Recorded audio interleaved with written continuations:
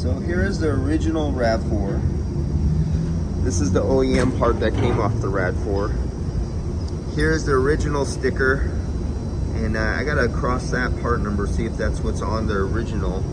But I found out the technician did use the original clip, and he didn't know how to take it off, and he did not know that these are one-time use only. So he saved and reused the clip, and that was the method of taking it on there, getting some Dykes, cutting it off. He didn't want to break the clip, took it out of there. What is inside there? Something's, that look like epoxy? Look at that.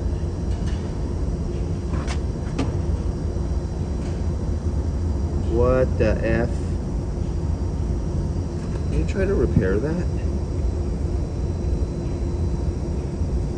Okay, I don't even want to know why somebody put epoxy in there.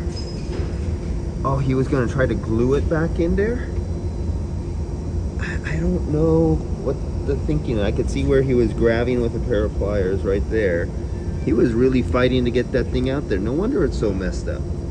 So this is the rest of the story that you don't get to see when people, you can say, should be at McDonald's. All right, bye-bye.